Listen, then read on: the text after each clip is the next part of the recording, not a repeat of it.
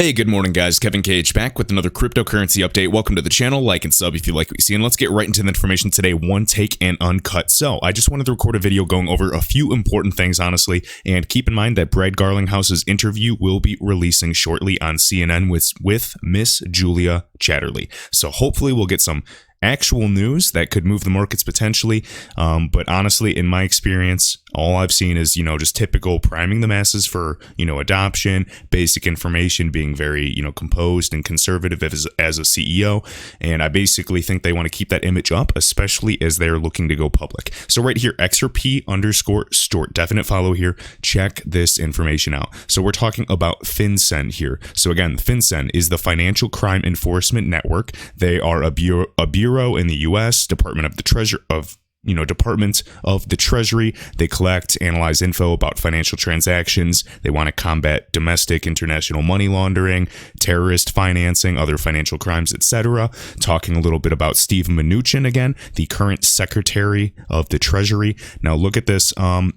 I'm going to have to click this to actually read it, so sorry if it zooms in a little too much, but I just want to go over this. So this is what CTO David Schwartz of Ripple as well. So right here, FinCEN, and this is in 2018, FinCEN already signed an agreement with Ripple Inc., the company, allowing them to continue their XRP sales. If XRP is an unlicensed security, then FinCEN now has to explain why they signed an agreement allowing the sale of said unlicensed securities. Never going to happen. XRP is not a security.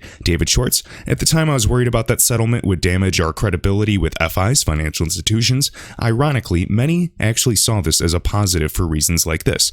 And then this person just asking them to elaborate. And as he can see right here, he goes, several FIs saw the agreement as a clean bill of health going forward.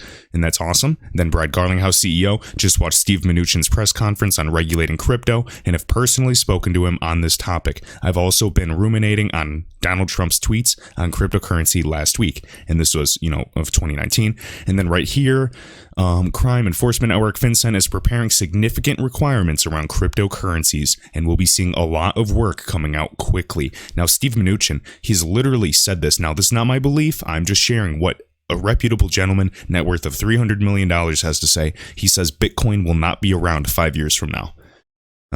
Take that as you will. We'll see what happens. But right here, Brad Garlinghouse again, Steve Mnuchin at the WEF20, the World Economic Forum, when asked about cryptocurrencies. There are benefits to cross-border payment systems and lowering costs for consumers and businesses. We absolutely support companies working on this. So basically, indirectly saying, yes, they support Ripple and their initiative to reduce friction in the financial landscape for cross-border payments specifically.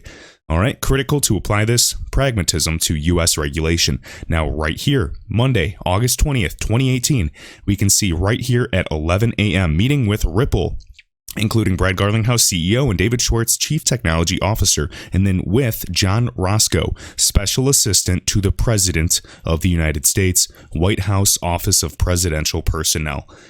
How many companies that are basically growing the ecosystem of a digital asset are meeting with the Trump administration? All right. Do you understand why I'm bullish, why I'm a believer in the company, as well as the XRP ecosystem in the various groups building on the XRP ledger in various sectors? Whether that is just cross-border payments, smart contracts, even just, growing liquidity, spring initiatives with music, with video games. It is the future, guys. And I think XRP will be one of many winners in this space. All right. Next, Matthew and then LINY, the Fed modernizing our payment system, February 14th, 2020. Now, as we can see here, I downloaded this PDF, modernizing our payment system, just talking, again, I like to do Control F and look for any keywords, cryptocurrency, interoperability, always look for Ripple or XRP or, Bitcoin, just talks about that. And as we can see, just a few screenshots. This is actually the Federal Reserve Bank of Cleveland, and they were giving a chat at a university in Florida. So we're going to see more and more of this. Just thought it was cool that it was very recent. All right, this is really cool. Pay attention to this. Excuse me, getting the hiccups. Bank XRP. So we got Akash supporting Interledger Protocol, ILP. Take a peek here. We see Bitcoin, XRP, and then Cosmos cryptocurrency Atom as well. You can see the various layers and protocols with Handshake, of course, referred to a lot lately.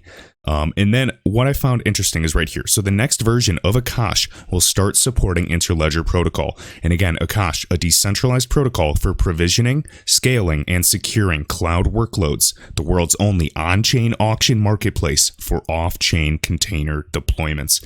This gentleman below basically just saying, yes, absolutely, with ILP it's going to be essential. We want to remove that layer of friction and truly allow interoperability between all systems. The real winners are going to be those that are built and succeed on these interoperable platforms.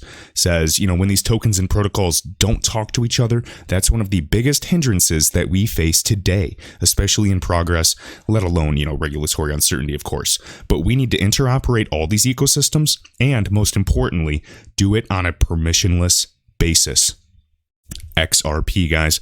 ILP lets, the best projects survive and thrive, and they're going to pick. There's also autonomous things that actually occur, and they'll pick the fastest payment protocol. And guess what? Bitcoin? No. Ethereum? No. They are not going to solve the payment problem alone. Interledger Protocol will be massive. ILP and XRP are the secret sauce together, and basically they were built in tandem. That is what you have to understand. All right, right here, Green Eggs and Ham. Again, this is To The Lifeboats on YouTube. So it looks like one of the XRP market makers has been identified. Congrats to Stort. Great find. So again, XRP_Stort showing this gentleman. This is the CEO of a group. I believe it's GSR. Yep. So right here. And he's just talking about, basically market making. And he's talking about a lot of fake volume in the space today. And there's, just like with liquidity, there's also, volume that, they really want to grow in exchanges, and hopefully that will change and improve in the future. Now, something interesting here, Bank XRP again is showing an older tweet that he posted. So check this out right here, October 2018, tracing it back and seeing how connected they really are. So Ripple trading engine powered GSR market, virtual reality, world game, Beachhead is being developed, and this interview is with Christian Gill, co-founder at GSR Markets. Same gentleman in this video just talking about this. Now, pay close attention. I was watching this clip earlier and just talking about, VR and just kind of like the whole Xpring, this whole Spring initiative with the $500 million invested, these SDKs being developed for programmers, incentivizing people to build on the XRP ledger, talking about VR, trading, of course, digital tokens, trading virtual products. VR is the future. If you guys have not played some of these virtual reality video games out there today, highly recommend it. It is unreal. You feel like you never want to leave. I'm not even a video game guy. I have some, friends that play with, the Oculus and whatnot. And man, those games, I don't have any gaming systems, because if I did, I would not get anything done. So they're so cool. I urge you guys to try it. I'm sure a lot of you already do have, grandchildren, children, or even friends that have them. They're awesome. All right. And lastly, so Peter Pumpkin Eater sharing this. So again, XRP and XRP Ledger, global solution for the most efficient payment systems. Just like I said, XRP will be tackling the payments problem, not Bitcoin, not Ethereum. They just simply cannot scale. Proof of work does not work. So again, right here with SEC News, where new corporates will stockpile XRP as they have with Bitcoin and Ethereum. Of course, Bitcoin and Ethereum have been classified as commodities in the past. We are waiting. And I think that regulatory uncertainty is what allows the big whales to keep scooping up over-the-counter XRP while everybody else is afraid. Bitcoin maxis just regurgitating the same info. XRP is a scam. It's a security. It's a complete joke. These are parallels that we see with some of the most successful companies in the world. All right. If you knew that XRP was going to be one of the most successful cryptocurrencies, digital assets in the future, why on earth would you have anything good to say about it on the news? Everybody's programmed to talk about Bitcoin. They talk about Ethereum, then they skip XRP and talk about Bitcoin Cash, Litecoin. It's a complete joke, and you have to be able to read between the lines. We're going to finish up with this. I want you guys to listen to this. This is Ryan Zagone on the far left here. He is the Ripple head of regulatory relations, one of my favorite people to hear speak. He just tells it how it is, similar to Michael Arrington. And man, I'm happy that he's representing Ripple. Listen to this, and guys, I appreciate it. All who like, subscribe, and share this video around, much appreciated. Hopefully you learned something here. I'm sure some of you have seen this clip, but keep in mind, I am showing information again because more people will be coming as we head into 40 cents. I don't care if we go down to 20 cents again. When we are heading to 40 cents, 50 cents, $1, it is going to get people swarming in all over again, and they are going to be looking to learn, just like we did at one time. So check this out, guys. Much love. Right. You might still use proof of work. Great. But I invite Ryan and Desiree, I don't know if you would like to comment on this as well. But Ryan, go ahead. Proof of work doesn't work. Proof of work doesn't work. It's been widely. Ryan, proof of work's been working. Let me finish. Let him Proof finish. of work doesn't Let work. him finish, please. And in the early days of Bitcoin, there was a whole group of developers that broke off to create other assets, XRP being one of them, that doesn't use mining, that's cheaper from an energy perspective than Visa, and already scales to 1,500 transactions a second. A lot of these problems have already been solved. The challenge for adoption comes back to policy. The policy uncertainty around some of the assets has limited adoption, particularly here in the US. And I'm speaking from Ripple and XRP because we use that asset because it's a half a cent per payment. It's basically free. It scales and it's efficient. It's 1,500 transactions a second at nearly no energy burn. So we're at a point today where there are real solutions to all of these challenges that already exist. Policy has become the challenge. And we heard on the first panel that around centralization on China, and this is going to be a hard pill for Peter to swallow.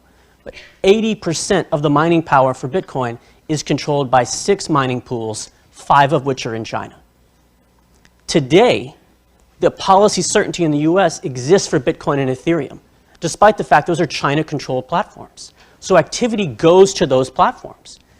What we need to do from a policy perspective in the US is look at the places where there are uncertainty. And one place, I'm speaking directly for me here, is XRP, where it looks like Bitcoin. It's decentralized, it's open source. We have 7% of the validation power on that, rather small in there.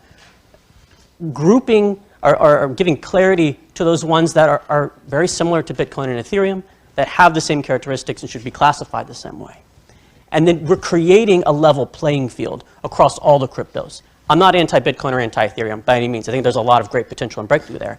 But we need to have a level playing field so the market can pick which ones they want to use and not be, as today they are, hindered by regulatory uncertainty. Guys, do you see this? Do you see Mark Carney, again, governor, of the Bank of England? Do you realize the same talking points? This is, he says this after we had Donald Trump, all of these guys after Ryan Zagone of Ripple has been saying this. We have Christine Lagarde while she was at the IMF talking about level playing field. Now, it seems like I'm a conspiracy guy. I don't care what, I don't care what you guys think. At the end of the day, I'm just saying there's tremendous upside for XRP, whether it's $1, whether it's $100, whether it's $1,000, whether it's $10,000 or even $10. It does not matter. What I'm saying is XRP is a no-brainer to the portfolio because of the things you see, because of institutional adoption on a high level, because of the signed contracts, because of the growing ecosystem each and every day. Now, this other talk about level playing field, interoperability, cross-border payments, removing friction, Nostro, Vostro accounts, I get it. There's absolutely a use case. If we do truly get into DeFi, like we do have those full-time engineers working, it's game over. I think that ODL is kind of just priming the liquidity right now. We're not even ramping up to the max potential. I don't know if they're waiting for regs or simply looking to, move the price up quickly when they do.